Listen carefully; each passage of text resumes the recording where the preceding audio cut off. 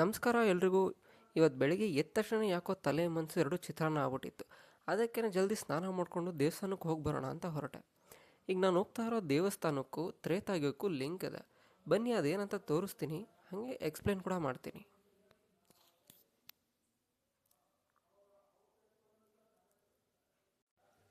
ಇವಾಗ ನೀವು ನೋಡ್ತಾ ಇರೋದು ಶ್ರವಣಕುಮಾರ್ ಅವರ ಸಮಾಧಿ.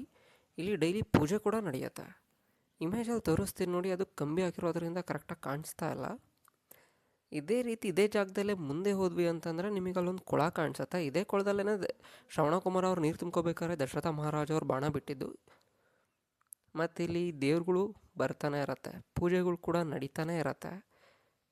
ಹಾಗೆ ಈ ದೇವಸ್ಥಾನ ಬಂದು ಬಂಡೆ ಒಳಗಡೆ ಇರೋದು. ಈ ಕೊಳದ ವಿಶೇಷತೆ ಏನಂದರೆ ಇಲ್ಲಿ ಯಾವತ್ತೂ ನೀರು ಖಾಲಿ ಆಗಲ್ಲ.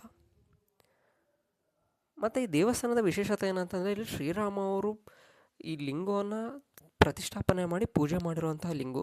ಮತ್ತು ಇಲ್ಲಿ ನಾನು ನಿಮಗೆ ಆರೋ ಮಾರ್ಕಲ್ಲಿ ತೋರಿಸ್ತೀನಿ, ಅದು ಬಂದು ಉದ್ಭವ ಲಿಂಗು. ಇದು ಪೂರ ಬಂಡೆ ಒಳಗಡೆ ಇರುವಂಥ ದೇವಸ್ಥಾನ.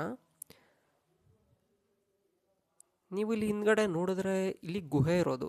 ಇದು ಇಲ್ಲಿಂದ 20 ಕಿಲೋಮೀಟರ್ ದೂರ ಇರೋ ಕೆಂಕೆ ಅನ್ನೋ ಪ್ಲೇಸ್ಗೆ ಕನೆಕ್ಟ್ ಆಗುತ್ತೆ ಅಂತ ಹೇಳ್ತಾರೆ.